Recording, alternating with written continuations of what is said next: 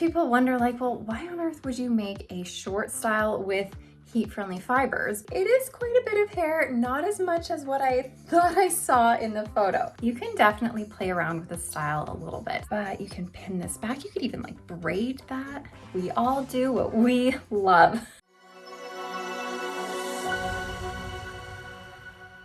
Hi everybody, welcome back to the Chiquel YouTube channel. My name is Amanda and today I'm gonna be doing a review right out of the box, fresh out of the box. I haven't even opened this yet, of the style called Ready for Takeoff by Raquel Welch. But before I jump into it, I'm gonna remind you to like this video and subscribe to my YouTube channel where you can learn even more about alternative hair. All right, you guys, so Ready for Takeoff is a short style, so don't worry, you guys, all of my short-haired ladies out there, I see you, and I will bring you some shorter styles when I can. So today is one of those days. And when I looked at the stock photo of this one, I was thinking like, man, she looks pretty cool. I was also thinking, whoa, that looks like a lot of hair. So I'm actually super curious. Hold on, she's stuck. Okay, I'm also super curious as to what Ready for Takeoff is going to look like on my head straight out of the box. So brand new wigs, I'll mention, usually come with this netting over top of the fibers to protect them, keep them all nice and lovely in the box. And they will also come with a zigzag part, which is just sort of that factory setting that shows you that it's a new wig, it hasn't been worn or styled by anyone yet. I will mention though that sometimes there are some brands that do create some wigs that do not come with a zigzag part. So sometimes I have women being like, my wig was used, it's been tampered with. It's not used. I promise you, we sent it straight to you brand new. Nobody bought it, returned it, wore it, anything, it's brand new. But sometimes there are wigs from brands in certain styles that do come with no zigzag part. But I will say that for the majority of Raquel Welch's styles, they will come with that zigzag part. But let me go ahead and I'm gonna go over the cap of this one. This is gonna be a really comfy cap, you guys. So it's gonna be a little bit different than some caps that you might be used to by Raquel Welch, because instead of a monofilament top up here, we have a hand-tied top. So this hand-tied top, it's actually 2 layers. I'm not sure if you can see that going on here. It's 2 layers and it's almost like a chiffon-y type of material here. And it's gonna be really comfortable and really great for anyone who has that sensitive skin. So hand-tied tops, hand-tied caps, they are good for those of you with sensitive skin. So it is these 2 layers, and the hand-tied top means that all of the fibers on here have been hand sewn by somebody onto that top layer underneath here of this cap. Now this differs a little bit from what you might be used to, which is a monofilament top. So here's a monofilament top. Now a monofilament top, it's, you know, the same idea in the sense that all the fibers have been hand tied onto here. However, this is a stiffer sort of lace-like material that gives you the illusion of scalp. So let me show you that here. Holding too many things. Gives you the illusion of scalp. You can see right through to your fingers here underneath, but when it's on your head, it gives you that illusion that it's growing right from your scalp. And you can see your skin underneath it pretty well. With a hand-tied top, like I said, it's hand-tied onto this, but it's hand-tied more into clusters as opposed to like 1 or 2 strands. So you're gonna have a little bit of a different appearance on the top here. You're gonna notice more clustery looking fibers happening where the knots are tied on. And this, I'll give you a better idea also when I have this on my head, but you can see how it's a little bit of a different appearance on the top. So while it's going to be comfortable and soft, and while it still is going to give you that illusion of hair growth right from your scalp, I find it's not as natural as a monofilament top. It still is natural. Let me just say that. It still is natural. But if I were to choose the most natural looking between the two, a monofilament top, in my opinion, looks just a little bit more natural because the knotting is a little bit smaller on monofilament, whereas on here you're gonna see more clustery knots happening. So I'm trying to get focus. Do you see those clusters happening? I feel like this is a much better view that I'm giving you right now. And now let me show you one more look at the monofilament top that you might see, where they're not as clustery because it's like 1 or 2 fibers sewn together. So it's gonna be a little bit less noticeable knotting. Okay, now that I have the whole hand-tied top situation shared with you that I probably talked way too long about, I will show you that it also has a lace front. So you're gonna find that because the lace is a different material than that hand-tied top, you're gonna have this seam here, and then it sews right onto this lace front, and the lace front on Ready for Takeoff goes, extends right into your ear tabs, which is nice to have. We have the velvet ear tabs on here with the metal stays. So the metal stays, they're bendable, but the metal stays are here to allow your ear tabs to stay more flush against your temples so that they're not flopping around, and so that you don't necessarily need any glue on these wigs for them to stay down and stay close to your face.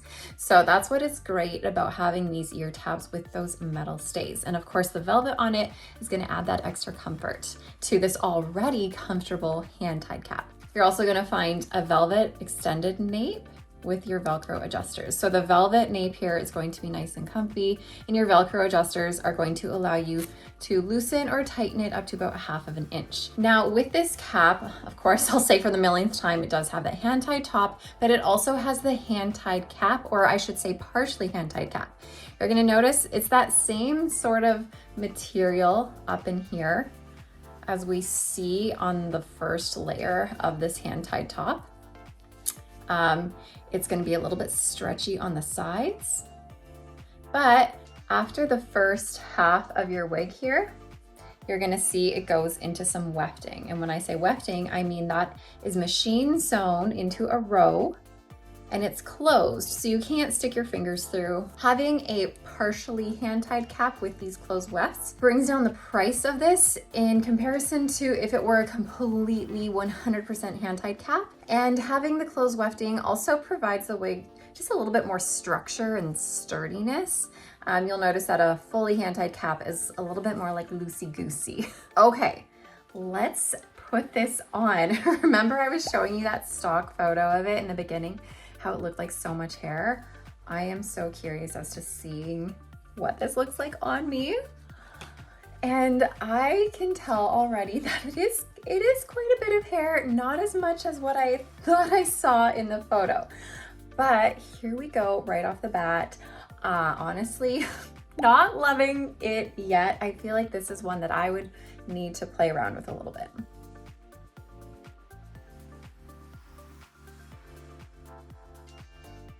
Okay, this might be along the lines of how I would style it if I were to have it. I always love doing these little ear tucks. I don't like having it too poofy up on top. I lay it down a little bit flat, but I also like making sure we see some of the texture in this. Now, the great thing about this style is that it's made with Raquel Welch's True to Life Heat-Friendly Synthetic Fiber. Sometimes people wonder like, well, why on earth would you make a short style with heat-friendly fibers? Because you're not necessarily going to go take a short style like this and curl it, you know, and change the style. However, heat-friendly fibers on short styles, I actually really like because these fibers are a little bit gummier and tackier, if that makes sense, than your typical plain synthetic fiber. And when you have these shorter layered styles like this, that gumminess and tackiness allows you to really play with the layers in this without having to add too much product to it if you want it to look a little bit funkier and bring out the style a little bit more. With something like this, it's super easy to just spray with some water and piece out the layers instead of adding on too much product if you don't want to. And also the great thing about heat-friendly synthetic fibers, which I mention often, is that they're not going to be as shiny as your typical synthetic fiber would be. So if you are wanting to stay away from that like doll hair like shine that some synthetic fibers have, then heat-friendly synthetic fibers are great. And also, as I'm talking, I'm just coming up with more pros to this. Also, heat-friendly synthetic fibers Like I say all the time, they get frizzy and frazzly on your longer pieces that sit sort of shoulder length and below, and they get frizzly and frazzly really fast. But your shorter styles like this, they're not gonna get frizzly and frazzly as fast because they're not gonna really tangle as much. You're not gonna have to comb them as much. They're not gonna be rubbing against your clothing at all. They're gonna be very safe and easy to maintain. Okay, let me do a spin for you so you can see all this style. You're gonna notice the back is nice and tapered. So it goes down nice and short. You're not gonna have like that bob cut. It's nice and tapered, almost like a pixie style back there.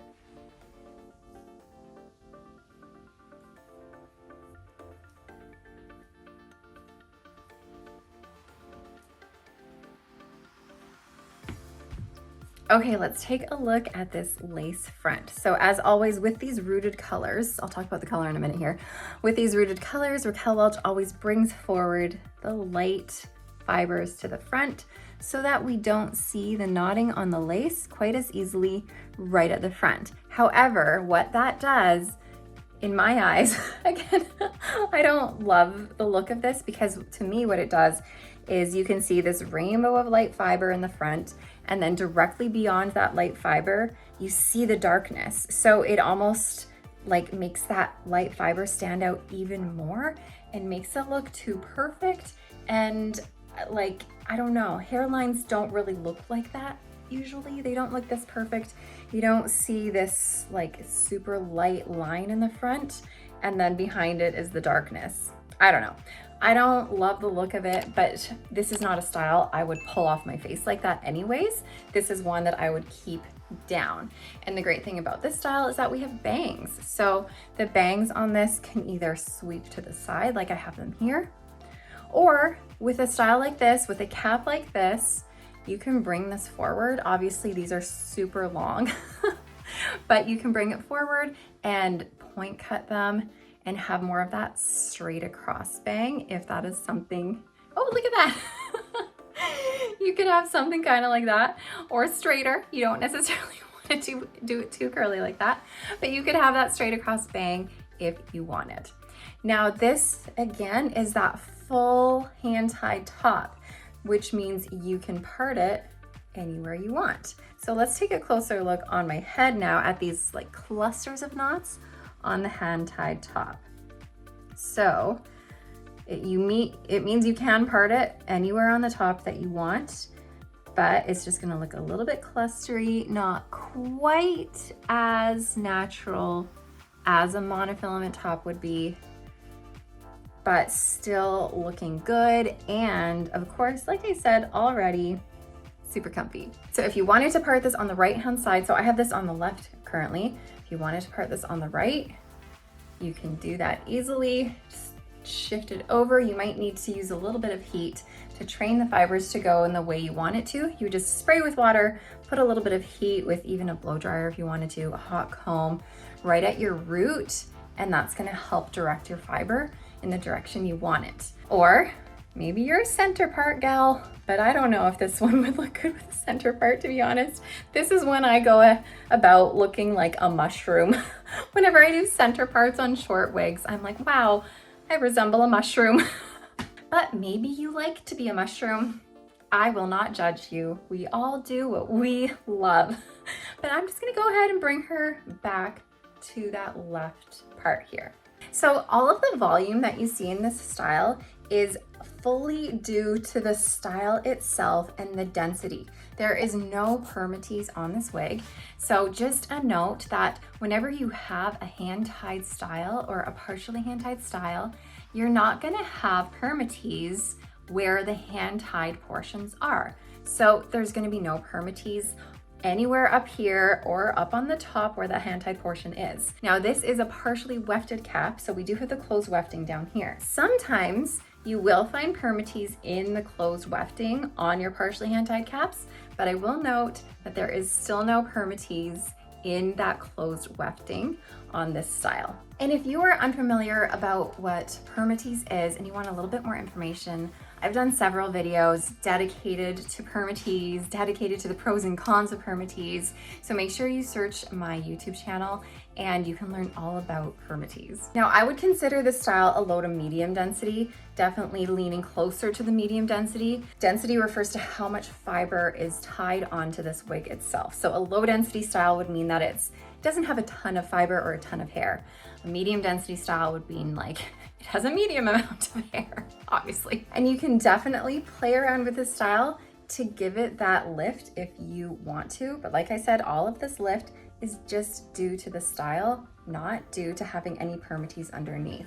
So that gives you the ability to play around with it a lot because you can give it that volume, or because of the no permatease, you can lay it a little bit flatter, a little bit sleeker, a little bit more chic if you wanted to. Now, I will let you know that this cap fits a little bit smaller than average. So often, hand-tied caps or partially hand-tied caps are going to fit a little bit smaller than average, including this one, of course. So I'm a petite size. I measure 20.5 inches in circumference, 11.5 inches ear to ear, and 11.5 inches front to nape.